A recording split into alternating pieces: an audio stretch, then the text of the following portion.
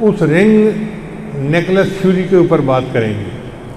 اس کے لیے ہم قرآن مجید کی ایک آیت سامنے لیں گے، اس کا نام ہے آیت الکرسی۔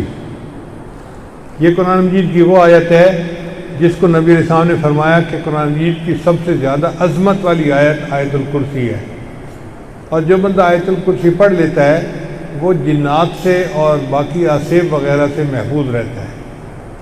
آیت الکرسی کی بہت فضیلت ہے حدیث کے اندر، چنانچہ ہر نماز کے بعد آیت الکرسی پڑھنی چاہیے، خاص طور پر رات کو سونے سے پہلے ضرور پڑھنی چاہیے، اور جو بچوں پر دم کر دے تو بچے محفوظ رہتے ہیں، ڈراؤنے خواب نہیں دیکھتے، اور اگر بڑے دم کر لیں تو وہ بھی آرام کی نیند سو جاتے ہیں۔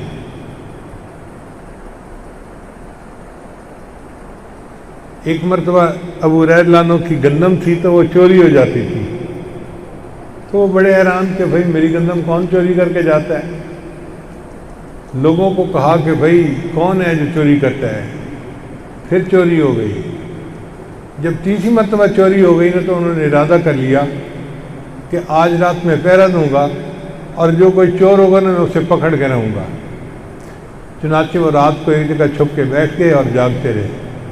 اللہ کی شان کہ جب گہری رات ہو گئی تو ایک بندہ آیا اور اس نے کچھ اس میں سے گندم چرانی شروع کر دی۔ ابو ہریرہ نے اٹھے اور انہوں نے اس چور کو پکڑ لیا، اور چور کو پکڑ کے کہا کہ بھئی بتا تو کون ہے؟ اس نے کہا میں تو ہوں شیطان، تنگ کرنا چاہتا تھا، ایسی آپ کی گندم چوری کر رہا تھا، لیکن آپ مجھے چھوڑ دیں، میں آپ کو ایک بڑی اچھی بات بتاتا ہوں۔ انہوں نے پوچھا کہ کیا بتاتے ہو؟ اس نے کہا کہ جب تم آیت الکرسی پڑھتے ہو نا تو تم میرے ہتھ کنڈوں سے محفوظ ہو جاتے ہو۔ تو ابو ہریرہ نے اس کو چھوڑ دیا۔ پھر سوچتے رہے کہ بھئی یہ مجھے بتا گیا ہے، پتہ نہیں سچ بتایا یا جھوٹ، میں صبح نبی علیہ السلام سے ضرور پوچھوں گا۔ اب جب صبح ہوئی تو نبی علیہ السلام کی خدمت میں حاضر ہوئے۔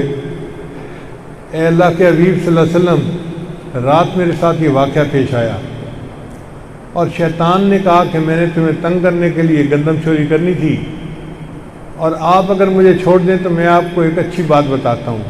اور اس نے مجھے یہ بات بتائی کہ اگر آیت الکرسی پڑھ لیا کرو گے تو تم میرے شر سے محفوظ رہو گے۔